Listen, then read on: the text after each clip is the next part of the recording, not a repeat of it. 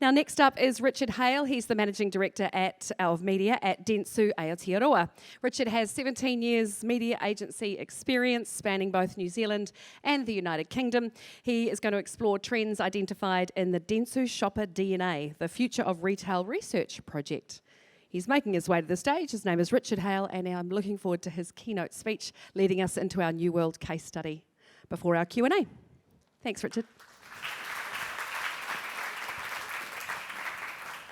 Hey guys, old photo. I think that's 2012, 2013. Lost a bit of hair, obviously. So, onto my presentation. I'm going to chat to you about a bunch of things actually that Renita's spoken about, but I'm going to apply a media lens to them because I don't need to do an introduction, I've already done it. I'm Richard, I'm from Dentsu, but I'm responsible for the media part of Dentsu. So that's my area of expertise. We do have a number of retail clients, and yeah, a number of the trends that Renita talked about are really relevant for our clients and also the things we're doing on behalf of our clients to help them succeed in a changing environment. So, I did want to touch on modern media though, because that's kind of how we like to think about media at my work, where we work. And I want to point to a few things up here. So it's about understanding people and their needs, which I'll chat to you about.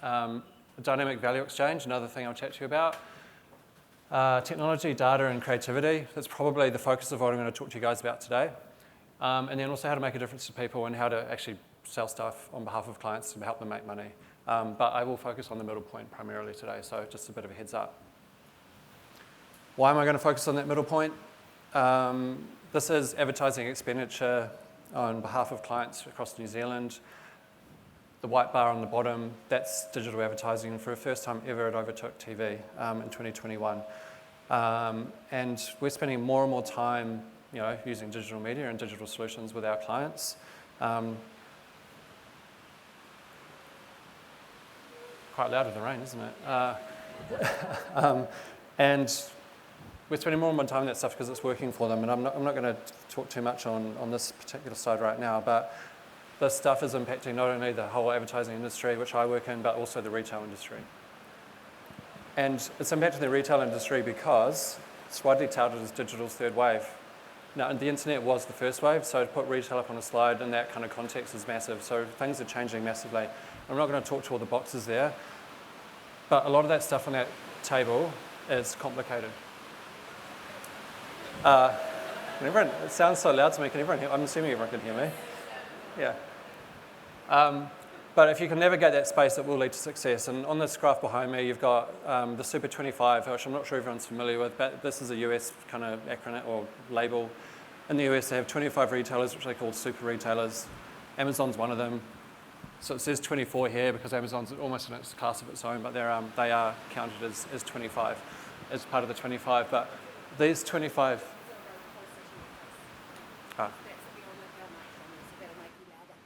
Will that work?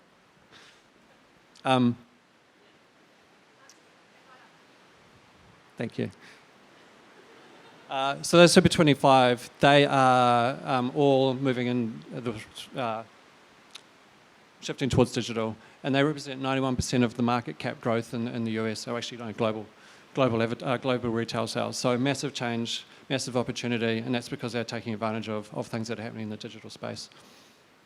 And like I said, that's going to be the focus of what I talk about. And I work in advertising, and historically we've come from a place of what I would call traditional reach-based advertising marketing theory, which put a message in front of as many people as possible, and some people will buy that, and you'll make some money. But that's not going to separate you from your competitors. Understanding experiences, which I know Renita and sorry, I've forgotten the guy's name from Hyper talked about. Using technology and data will help you succeed. And the trends I'm going to talk about in particular are media as a store, the democratization of retail, tighten retailers, and shopping by values. And when I talk through each of those trends, I'm going to chat to you in the form of a kind of now, what you should do now to understand and leverage that trend, and what you can do next to take advantage of that trend. Starting with media as a store. The way we shop has changed massively over time. We used to buy from a mom and pop store back in the 1700s. 60s malls were introduced, 90s e-commerce started to appear, and now we're spending a lot of time shopping in an e-commerce world. 16% of global retail sales are facilitated by e-commerce at the moment, and that's accelerated as a result of COVID. But fast forward to 2040, it's going to be 95%. Digital is incredibly important for everyone in this room. So how do you take advantage of that now? Because we all need to be present in that space. First one is shopping. Everything is becoming directly shoppable. I've got a TikTok example here. So I think TikTok's interesting. This is a shopping ad. Click on the button, buy the product. But TikTok is interesting because TikTok, as some of you may or may not know, is scaled to the point where it's equivalent to the reach that Google delivers right now. So it's a huge platform targeting young people. But it's not only TikTok that's shoppable. You can buy stuff off billboards with a QR code,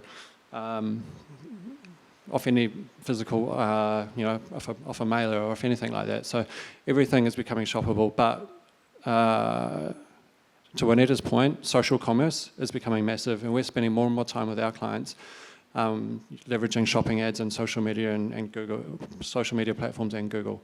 So the chart there shows, how much we've spent over time on behalf of our clients. It's growing exponentially, and we're doing that because those shopping ads are delivering 3 times the revenue and 3 times the return on ad spend for those clients leveraging those formats versus standard ads.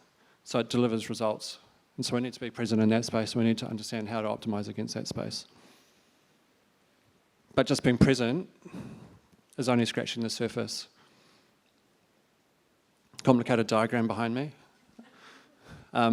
This is something we're doing for one of our clients at the moment, whereby we're taking all of their transaction data, all of their audience data from their website and also from audiences that are interacting with ads that we're running for them, and all of their product data. We're putting that stuff into various platforms. I'm not going to talk about the detail of this. All the idea of getting it over onto the side of the diagram to audiences. And when I talk about data here, we're talking data at scale. Like there's 40,000 products in that product data feed alone, let alone all the other data points that are going into this architecture. So it's a really complex ecosystem, and we're doing it basically, we've got it in place because it combines and manages millions of data points every single day for this client.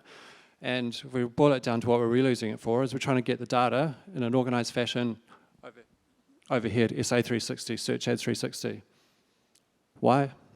Because Search Ads 360 allows us to apply machine learning to that data and allows us to optimize at scale. Millions of data points are too hard for humans to optimize against.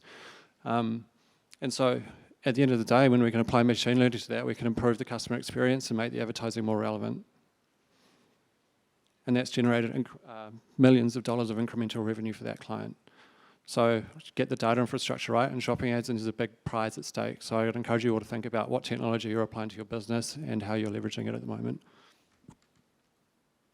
But next, so you get that right, you can do it, everyone can do it. Google's widely available. There's a couple of other bits of technology in there, but most of that stuff is off the shelf from partners like Google. So next, what do you do in the future? How do you stand out? So I want to talk about gamified commerce. I'm also going to use Sephora as an example.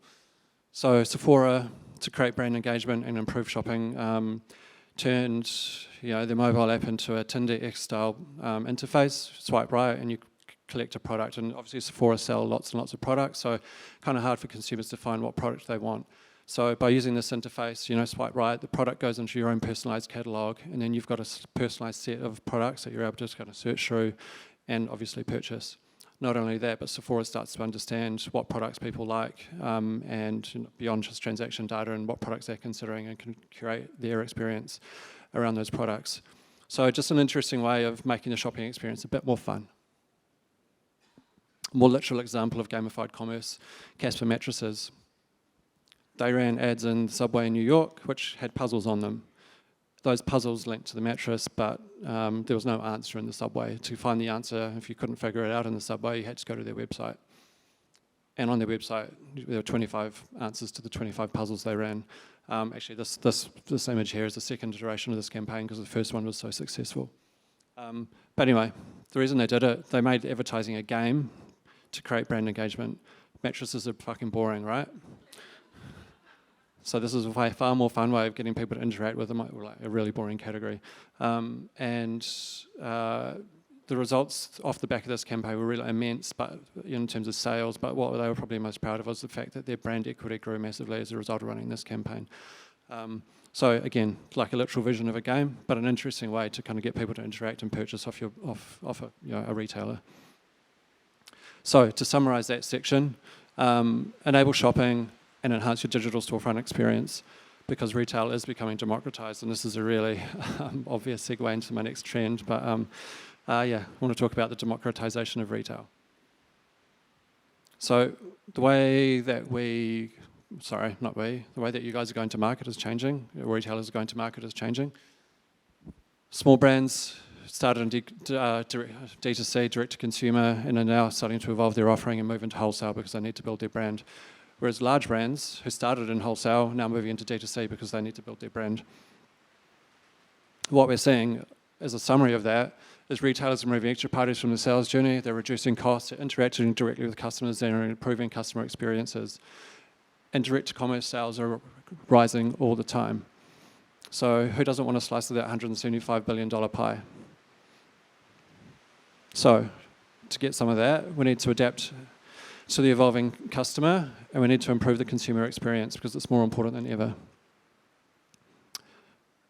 I'm sure many of you, either as a consumer or as a retailer, are familiar with the slide behind me right now in terms of having difficulty getting your product into consumers' hands or into your pantry at home or whatever it is you're buying. We have helped our client solve that problem by using local inventory ads and turned a bad experience into a positive one. And how we did that, the slide was meant to be animated, the animation's been removed. So I'm going to talk about data and technology a bit more, but basically we used a whole bunch of data and predictive modeling to understand if someone was going to be an in-store shopper or an online shopper, a high-value customer or a low-value customer, if the product in question that customer was looking for was in stock or running out of stock or completely out of stock, and if the product was available at a nearby store or at a faraway store. And by understanding all those different metrics, we start to understand whether or not we should be serving an ad to that customer based on the product they were looking for, and increase the bid price of the ad in question if conditions along the top of that diagram were met, or either turn the ads off or reduce the bid price of the ads along the bottom part of that diagram. And effectively what we did was created certainty for customers, created a better experience for them. And the result of that campaign, it's actually still ongoing, but 22% improvement in online return on ad spend, much bigger improvement in terms of in-store return on ad spend. And again, that's just because, stuff was out of stock, people wanted to know if it was in stock or out of stock, and when we were able to tell them it was in stock, people went and purchased more. But what we're most proud of is the fact that that campaign delivered a 2% increase in the Net Promoter Score. So providing a better customer experience, consumers are more likely to promote the brand in question here. So it's all about an experience, and yes, the ROAS is great, but much harder to shift to measure like NPS. But next, what do you do? That's an example of personalization. But now I think, if we look into the future, we need to start personalizing the unexpected. Why do we need to start doing that? Study by McKinsey. Lots of people will recommend purchasing from a brand if the advertising or the product experience is personalized. Lots of people will purchase if it's personalized. Lots of people will repurchase if it's personalized, and so the cycle goes. So personalization is incredibly important if you want to succeed in today's retail landscape. And on the next couple of slides, I'm just going to show you some examples that I like. First one, vitamin brand Care Of. They ask you, before you buy a product from them, to complete a 48-question quiz. It's a lot of questions. Why would you want to do that? Poor consumer experience, right? Wrong. For those 48 questions, provide Care Of with a detailed profile of your health and wellbeing needs, and then they curate vitamin supplement subscriptions based on what you've submitted in that questionnaire. And then you've got a tailored subscription off the back of that for for a year or however long you've paid for that subscription. Not only that, but Care Of then is building a database of all the health and wellbeing needs that their customers want, and they can shape their product offering around that. So a great example of personalisation. Slightly more simple one, Infragrow. So they're a baby product and supplement food brand. And and they ask for data linked to your baby's age, and then they market to you based on your baby's age, your baby's or child's milestones in terms of age. So here you can see 22-month-old toddler. Ashley got sent an email telling her how to navigate a 22-year-old, God, you know what I'm trying to say, in terms of how to manage their behaviour and what to expect and all that kind of stuff. What's missing from the bottom of that slide, though, is the fact that there's a whole bunch of product recommendations for a 22-month-old toddler as well. So, really interesting way of personalising something that you wouldn't necessarily expect about how to how psychologically maybe how would you help a child at that age, but also selling a product at the same time. So again, I think think about personalisation. Think about the different ways you can create a better experience, a more personal experience, outside of media and advertising. So summarising that, D2C brands have raised the bar, and we kind of need to match that, particularly because the environment we're operating in is becoming far more competitive, which leads on to trend 3, Titan retailers. So I put Costco on the slide on purpose because obviously they're a new entrant into the New Zealand market. Interested to see what that looks like. But the most famous of the Titan retailers is Amazon. They have 200 million premium subscribers in the US. Globally, they have 1.4 million servers. And they have 1 billion gigabytes of data. That's a huge amount of data. Those kind of numbers are interesting, but what is interesting is all that leads to the fact that they know who you are, where you live, what political party you're interested in, what sports you're interested in, what your favourite colour is, everything about you. And that leads to immense capability. So 33% of purchases on Amazon are influenced by their algorithm. Big number, but what's most interesting about that to me is that you're going to Amazon and you're trying to buy something, but 33% of the purchases that are then made are not even the thing you're looking for. Amazon is forcing you to buy stuff with their algorithm. And if you guys are retailers in this market now and Amazon's operating in this country, that means that arguably if they're going to buy a speaker from you, someone's gone to Amazon to buy a speaker and you happen to sell microphones. Amazon's also selling the microphone to that person and stealing share from you. So their data is immense and the capability is immense, and it's a threat to all of us, unless of course you're advertising using Amazon ads, in which case that data is available to you. But so the implication now is you need to future-proof your identity management. You need to understand customers like Amazon understands customers. Sorry, another complicated diagram. Go out and buy one of these, or go out and get an agency to help you implement one. This is an identity graph, and it's something we use for a couple of clients. I'm not going to talk to masses of detail on this, but basically what we do is we're taking a shitload of data on the left here, we're standardizing and transforming it so it's all aligned and apples with apples. And then once we get it into that state, we can then start segmenting audiences and all that kind of stuff, and then we can start matching those audiences to destinations or media platforms. And then when we do that, obviously we can start to optimize and target better and all those kinds of things. And when we do that, we generate more revenue for our clients. So this is a retail client of ours, sell clothes. When we use customer identity-based targeting using, CDP, we're generating twice the revenue that we are if we were using standard ad pixel targeting. That's just because you know who the customers are better and we're able to target better. So again, I think something for you guys to think about if you don't have a CDP or identity graph or some form of technology that enables you to segment and identify customers better. Have a think, because Amazon is operating in this market and other retailers with the data and scale of Amazon will begin to operate in this market over time as well. I said I wasn't going to talk too much about traditional advertising, but I do want to talk about building brands. Brands that are as relevant today as they've ever been, and they're an important means of separating yourself as a retailer from the in a competitive landscape. If I go back to that stat I had on Amazon, we turn that into a Netflix stat. 88% of shows watched on Netflix are influenced by an algorithm. So only 12% of the shows you go to Netflix to watch, of the shows you watch on Netflix, you're only self-selecting 12% of those. The rest are all influenced by an algorithm.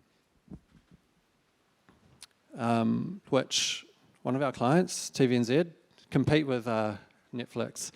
And, unfortunately for TVNZ, they don't have millions of subscribers around the world. They don't have billions of dollars of subscription revenue coming into their business. So for them to compete with the likes of Netflix in New Zealand, they had to build their brand. And obviously they have an on-demand platform like Netflix, which they've just relaunched called TVNZ Plus. And I just wanted to show you the ad from that campaign.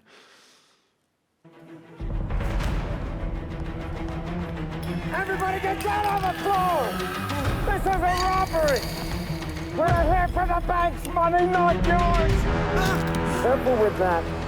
It's fragile. He pressed it! Got 30 seconds!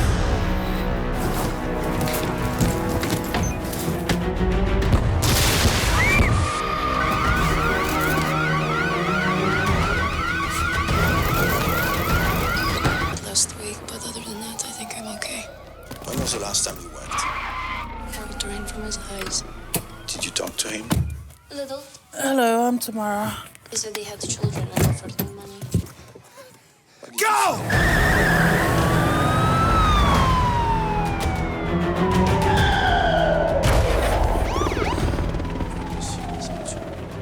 Legs. So, kind of entertaining, right? Not a single product in that ad, or a TV show in the TVNZ's case.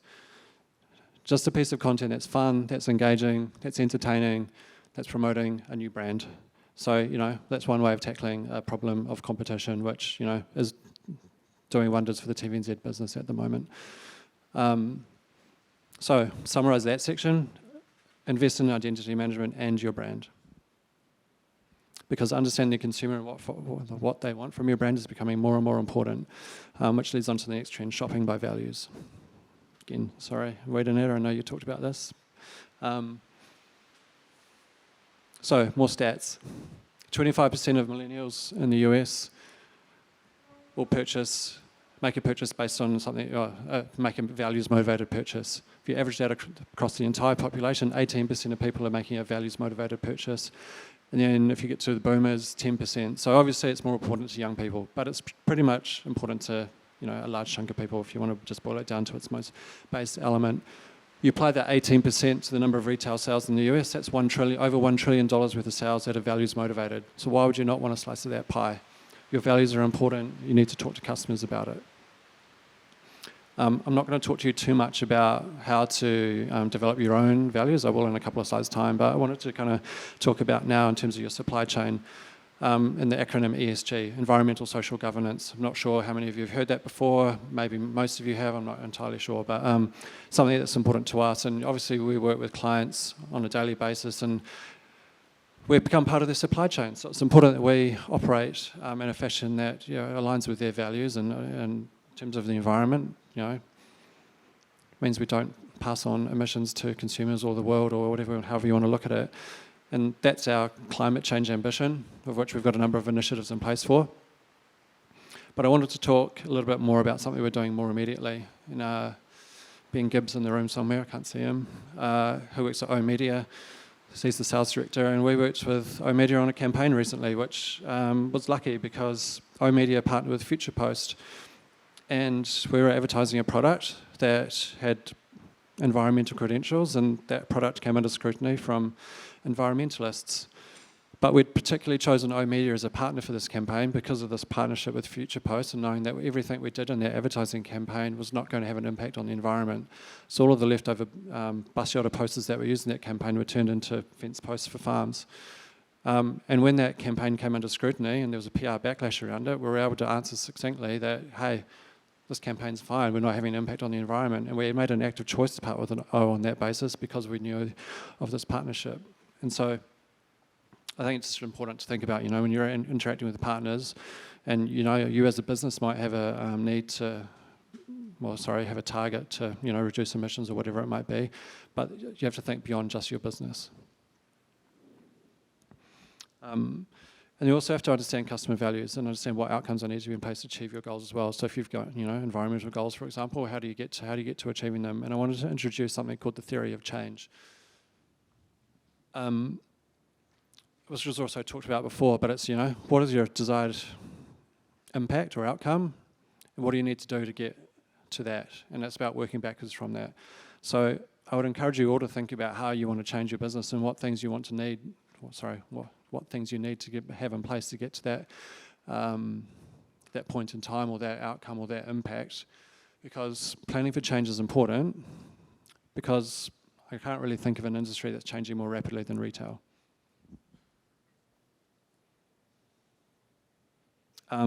That's pretty much me. But I just wanted to say, which again is a theme that's been referenced before, if I was to summarize everything I've just talked about, all I'm talking about at the end of the day is enhanced end-to-end experiences for your customers.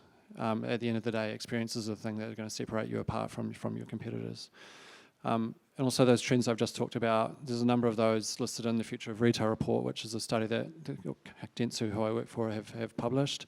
But there's a whole bunch of other trends in there. So that report is free to download off our website, dentsu.com. Go have a look. Didn't realise I had to do a Q&A. Not looking forward to that. But I was going to say, if you want to find out anything more, feel free to contact me, and I'll ask questions after these guys speak in a little bit. Thanks.